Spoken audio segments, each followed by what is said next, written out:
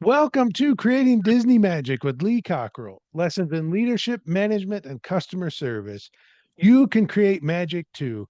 I'm your host, Jody Mayberry, and of course, I'm here with Lee Cockerell, the retired executive vice president of Walt Disney World, but also Lee was an executive at Marriott. And I say that to plant the seed for the listener question that I have coming. But before I ask that question, how are you doing, Lee? I am good, sir. Thank you very much. Just sitting here going through the summer. Yeah, my summer is much different than your summer, Lee. The other day, it was in the 70s, and I just thought I was going to die. You would probably feel a little cool if it was in the 70s. I would, but it's much like where you are because it rains every day right now. So who knows? Yeah, who knows? All right, Lee, we have a listener question that I think ties in well with Marriott, because I know at Marriott you opened 100 hotels. So, as a reminder, when Lee started with Marriott, they had 30 hotels, give or take. It was a pretty small company. And by the time Lee left Marriott to go to Disney, it was a very large company, not just across states, but around the world. It had open locations. So, Lee, the listener question is, my company is starting our to revamp our customer experience model. We're a large service company with 150,000 employees across multiple states and service sites. What advice would you give us as we begin to revamp our customer experience model? Yeah, well, that's a good one. And I think at the end of the day, the CEO will be determining how much he's willing to give and how much resources and training and what standards you want to have and that you're willing to stick with. Marriott and Disney both, their service standards don't waver much. I mean, you really, whether it was 1973 when I was there or right now, you go to a Marriott, the experience is going to be great. And hopefully, the people will say the same thing about Disney. That back in 1955, the first time they went to Disneyland, it was great, and it still is.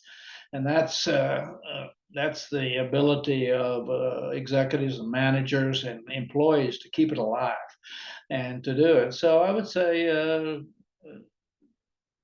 document who you are and your standards and commit to what kind of training you're going to do, what kind of onboarding you're going to do. But at the end of the day, it'll be your leadership training that makes this happen.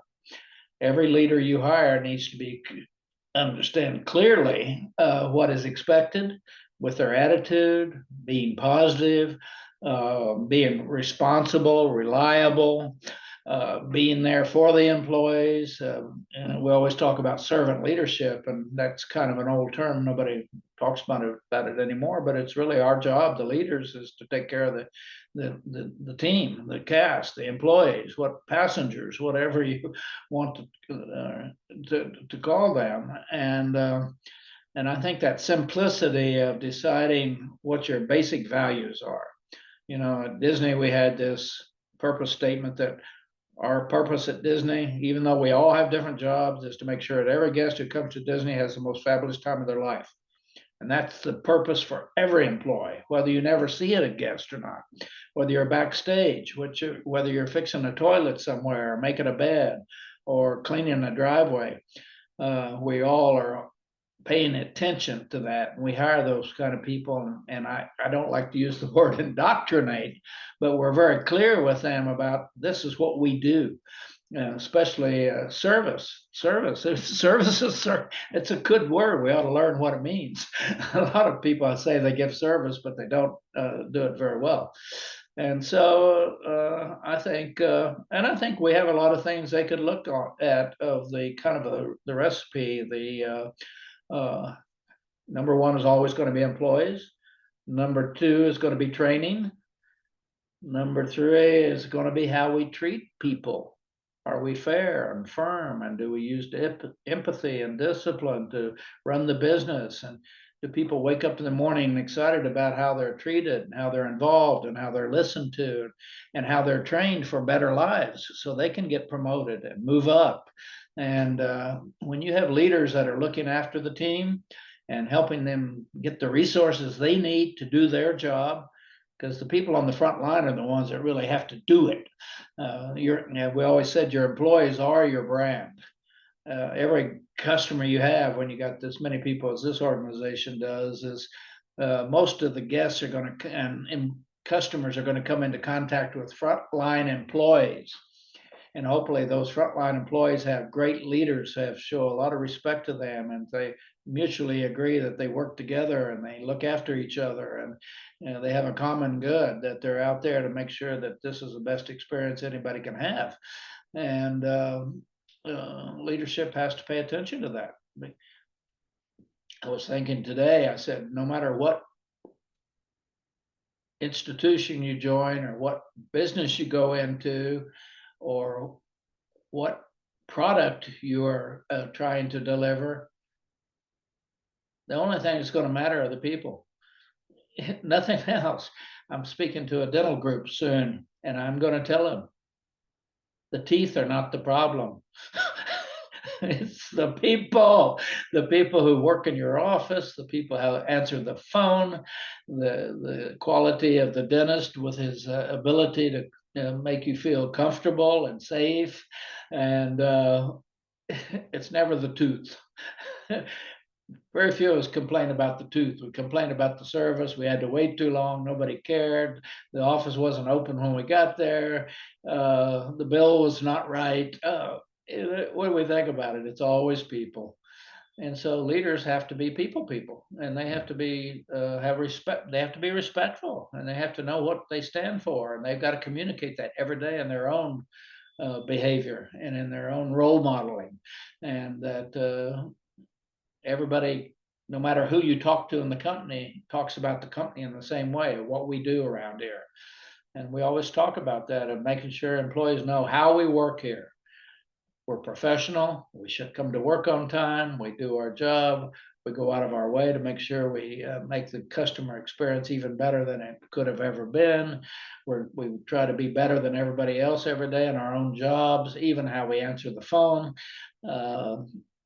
Any interaction with a customer is going to be beyond what they ever expected.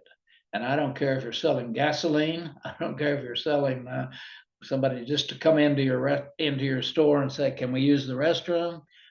Every interaction is going to be top notch, and so I think that's how people got to set it up, and they've got to think about it as people, training, and treatment. And that kind of goes along with the best people who are well trained and are treated right and respected will deliver for you every time, no matter what business you're in. So if you have a chance and there's people come into your business out there and they worked for Disney, hire them. If they worked for Marriott, hire them. Because I guarantee you one thing, they were trained right, they know what's right, and they'll become some of your best employees. So that's Yeah, how. that's it. It's interesting that you mentioned that, Lee. There are certain companies, Marriott, Disney. I've heard Dave Ramsey's company, Chick-fil-A. There are certain organizations that are so good at training. If you can get one of their people, you should do it. Absolutely. Absolutely. So in the Cockerell Academy, we have a course called Perfect Day for Your Customers. We also have a live workshop called How to Build World-Class Customer Experience. Both of those involve using a story to help train your team on what a customer experience model should be. Lee, why did you develop that where it's based on a story when you train people? That was 30 years ago. Now storytelling's a big deal. Everybody's talking about storytelling. And I don't know why I thought about that, but I just thought if I could write the story of what it should look like, that could be a great training method of what happens when the car pulls into the porte cochere of a hotel. What do the bellmen do? How do they approach the car? How do they greet the children? How do they get their hands on the luggage to take them in? What happens when you go to the front desk? How are you greeted? Are the kids given a balloon or a little TV in the corner they can watch while mom and dad are checking in? And when you call for a reservation in a restaurant, how nice the lady is and she knows the menu. And so I just wrote this story about every position at Disney. As you go through your 10-day stay or 5-day stay, these are the interactions you're going to have. You're going to get on a bus, and the bus driver is going to be so nice, and he's going to give your kids a little bus driver license. And security is going to kneel down and talk to your kids when they see you, and they're going to be feel safe. And every job, every time you come into contact, some guy, your toilet stopped up in your room, and the engineer who comes, he's so nice, and the kids like to watch him doing the work, and he might give them a little plastic screwdriver or a wrench. It's fun. There's so many things you can do, and that's write the story and then produce it and then sell it. It is Mm. just like, to me, it's like write the story, then everybody knows what their part is, they know what their role is, they know what their script is. And just like any professional, you go in and everybody's professional. That's why you'll have a hit show and it'll go on for years and years and years. And people will come back, which is the name of the game. Let's go see that show again. It's like Ah, at our that's so house. It's good. like at our house, The Godfather. Every time it's on, we watch it. It's just amazing story, how well Yeah. it's done, and the characters and how they portray themselves, and yeah. So it's a good way Well, to think about it. so if you want to find that course, Perfect Day for your customers, or one of the upcoming workshops, you can do that at cockerellstore.com. If you have a question or a topic you would like us to discuss, reach out to either one of us. And if you want to have a fabulous vacation, reach out to our friends at Magical Vacation Planner. You can reach them at 407-442-2694. Thank you so much, Lee. And thank you for joining us for creating Disney Magic. Until next week, go out and create magic for others.